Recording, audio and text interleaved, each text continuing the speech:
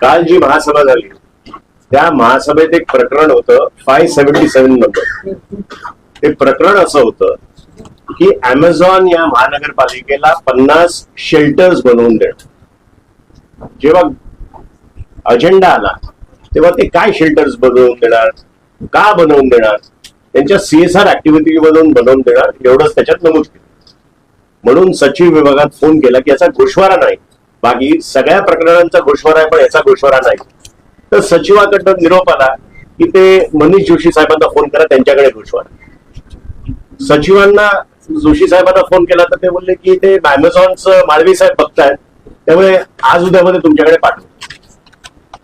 मला कळे ना की असं काय आहे की आपण लपवायचा प्रयत्न करतोय. म्हणून खोलात गेलो तर संशोधनानंतर असं कळलं की 54 एकर जमीन बाळकुमला अमेझॉननी विकत घेतली आहे.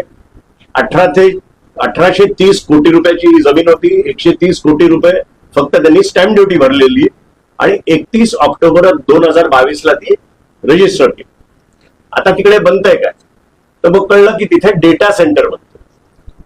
डेटा सेंटर, हजारो डेटा सेंटर सगळ्या जगात आहे. पण ह्या डेटा सेंटर आणि बाकीच्या डेटा सेंटर्स मध्ये जो फरक यायला लागलाय तो 2022 नंतर यायला लागलाय, जेव्हा AI इंट्रोड्यूस झाला. हा एक हायपर स्केल डेटा सेंटर बनतोय, म्हणजे जिथे AI चे कम्प्युटर्स ठेवतात. आता साधा डेटा सेंटर आणि ह्या डेटा सेंटर मध्ये फरक आहे तो आपल्याला समजून घ्यायला. जे AI चे डेटा सेंटर असतात त्याला पाणी मुबलक लागतं आणि ह्या डेटा सेंटरला ठाणे महानगरपालिकेने 12 MLD पाणी द्यायचं कबूल केलंय. आता रोजचं 12 MLD पाणी म्हणजे आपण ऑलरेडी आपल्या बजेटमध्ये आपल्या सगळ्यांना माहितीये की 31 MLD पाणी आपल्याला ऑलरेडी कमी आहे. ते सोडून 12 MLD यांना आपण द्यायला निघालोय. म्हणजे किमान 30,000 ते 50,000 कुटुंबांना जेवढं रोजचं पाणी लागतं तेवढं एका डेटा सेंटरला आपण देतो. याचं दुसरं म्हणजे आजूबाजूच्या परिसरात कमीत कमी 3 ते 5 सेंटीग्रेडनी तापमान वाढतं आणि अमेरिकेतल्या 10 स्टेट्सनी डेटा सेंटर बॅन केलेले आहेत. युरोपच्या 7 कंट्रीजनी डेटा सेंटर बॅन केलेले आहेत. आणि असं असताना आपण ठाण्यामध्ये त्यांनी जागा भले स्वतः विकत घेतली, पण आपण कुठली एन्व्हायरमेंटल परीक्षा बघितली किंवा काय आपण बघितलं आणि त्यांना करून दिलं. जगभर तुम्ही बघा, जर कुठे डेटा सेंटर असेल तर ते शहराच्या बाहेर 5 किलोमीटर लांब, 10 किलोमीटर लांब असतं. हे शहराच्या मध्यभागी आहे. आणि तुम्हाला मी एक दाखवतो कुठे. हे एक बघण्यासारखं आहे की त्याच्या पेरिफेरीमध्ये काय आहे. 321 मीटरवर, अक्षरशः 321 मीटरवर कल्पतरू सोसायटी आहे. म्हणजे 8 सोसायट्या, 5 शाळा आणि 3 हॉस्पिटल हे अगदी अर्ध्या किलोमीटरच्या रेडियस मध्ये. म्हणजे जगात कुठेही झालं नसेल हे ठाणे शहरात काम चालू आहे. पण 500 मीटरच्या मध्ये एवढा घात होणार आहे.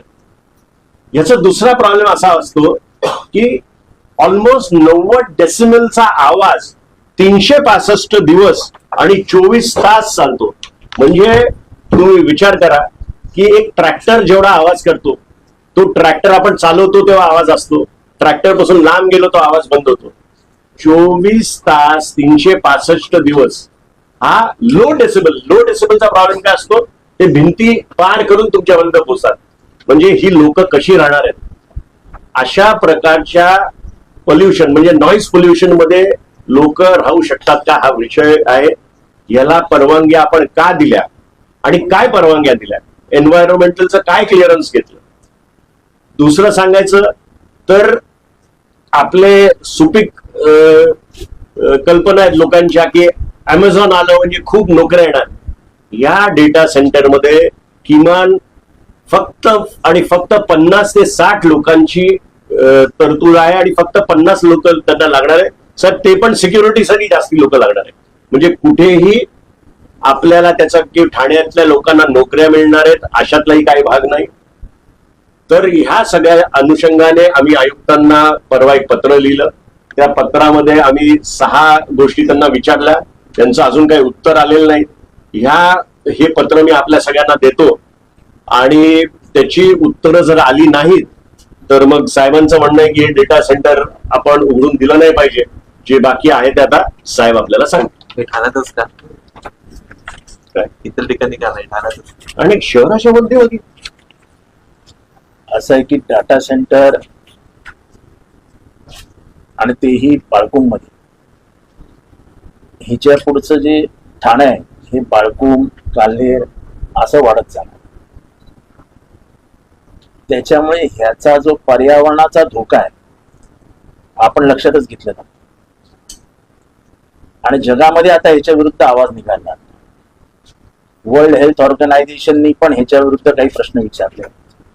आणि केवळ अमेझॉन नावाची फॉरेनची कंपनी येते, अजून आपल्याला पांढऱ्या कातड्याचा नाद काय आपला सुटलेला नाही. आणि एखादा विषय महासभेत आला ते कशाला निवडून आलेत नगरसेवक? हे नगरसेवक कशाला निवडून आले? तुम्ही सुप्रीम कोर्टात जाता, 2800 कोटी रुपयाचा TDR देण्याचा काय बोलाचाली करता.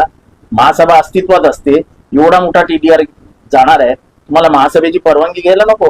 कायद्यान्वये तुम्हाला महानगरपालिकेचा 1 रुपया खर्च करायचा असेल किंवा द्यायचा असेल किंवा उलाढाल करायची असेल तर तुम्हाला महानगरपालिकेची परमिशन घ्यावी लागते. फॉरेस्ट मध्ये तसंच केलं. हे अमेझॉनचे 50 शेल्टर आले. या शेल्टर खाली काय 50 अधिकारी नेऊन बसवणार आहात? लोकांचे जीव महत्वाचे आहेत की तुमचे चोचले महत्वाचे? आणि हे कुठलं उत्तर आलं की माळवी बघणार आहे? माळवीचा काय संबंध? मनीष जोशी जबाबदार आहे, सचिव तो आहे. सचिवाने अशी उत्तर तुम्ही महासभेला पहिल्यांदा माहिती का नाही दिलीत? उद्या विधानसभेमध्ये एखादा विषय आणला आणि एखाद्या मंत्र्यांनी सांगायचं की मी नाही बोलणार, मुख्यमंत्री येऊन बोलणार आहेत, मुख्यमंत्री 4 दिवसांनी बोलणार आहेत, आम्ही विषयाला हातच नाही घालणार.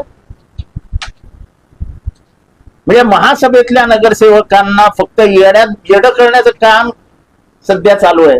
दोन्ही महासभेमध्ये आम्ही असे विषय दाखवून देऊ ज्याच्यामध्ये झालम झोल आहे. त्या झोल लपवण्यासाठी म्हणून यांना विचारांना सगळ्या नगरसेवकांना अंधारात ठेवण्यात येतं. नगरसेवक ते इतके डीप जात नाहीत की या विषयाचं गोष्ट. 50 शेल्टर कशाला देणार आहेत अमेझॉन? काय कारण काय? एकदम त्यांना कुठलं प्रेम आलं ठाणेकरांबद्दल? आज ठाण्यात तसंच पाणी कमी आहे. मानता की नाही ठाण्यात पाणी कमी आहे? एक तरी पत्रकार सांगेल का ठाण्यात पाणी आहे म्हणून? मग असं असताना 12 MLD पाणी दररोज द्यायचं. आणा ना गव्हर्नमेंट कडनं, आणा 12 MLD. एवढा मोठा फायदा जर गव्हर्नमेंटला होणार आहे, महाराष्ट्र सरकारचं जगभरात ना होणार आहे, आणा 12 MLD पाणी. आणि ठाणेकर देत आहेत म्हणून अजून 12 MLD घ्या, म्हणजे 24 करा. हे ठाण्याची तरतूद तरी होईल. त्या भागाचं टेम्परेचर 3 ते 5 किलोमीटरने वाढणार आहे. आता हे बघा, यांनी शॉर्ट मध्ये सांगितलं, हा मॅप आहे ना, हा तुम्ही तुमच्याकडे घ्या.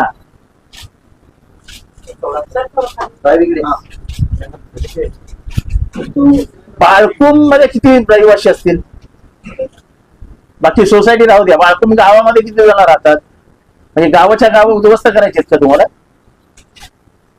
द्या ना कुठेतरी बाहेर ठिकाणी द्या. जाऊ द्या शहापूरच्या पलीकडे, कसाऱ्याच्या अलीकडे, जिथे मैलोनी मैल कोण राहत नाही तिथे जाऊ द्या ना.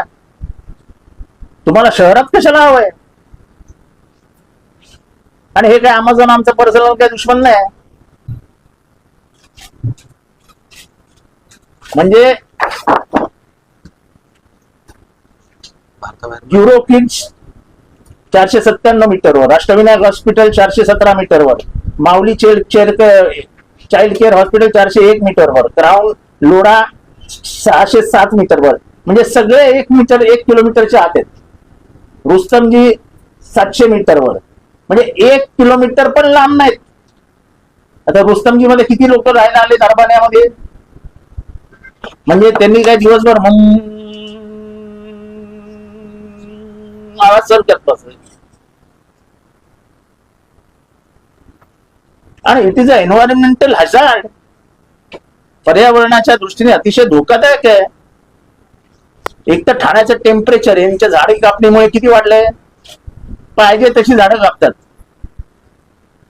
आतापर्यंत 8,000 झाडं कापली गेली आहेत 10,000च्या वरती.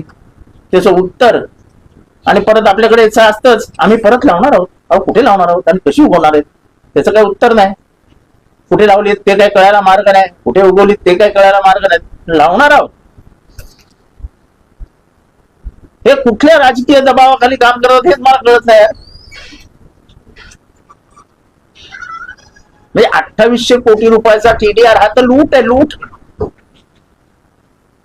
तुम्हाला महासभेची परवानगी लागते हे तुम्हाला माहित नाही. सर्वोच्च न्यायालयाच्या न्यायमूर्तींना कदाचित माहित नसेल, पण इथल्या महापालिकेच्या आयुक्तांना माहित नाही की मला महासभेत जाऊन निदान कमीत कमी माहिती तरी द्यायला पाहिजे की आपण असं असं करतो.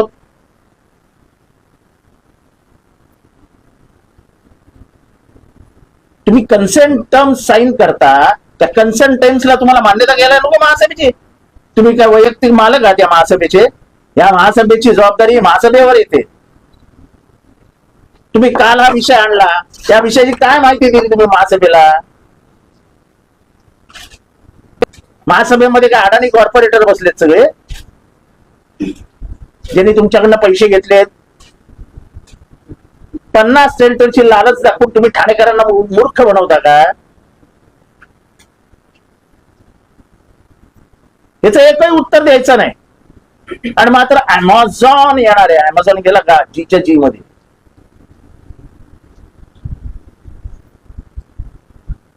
बाळकुंच्या लोकांचं काय भलं करणार आहे? त्यांच्या प्रकृतीवर ह्याच्यावर यामुळे होणाऱ्या परिणामची जबाबदारी कोण घेणार आहे?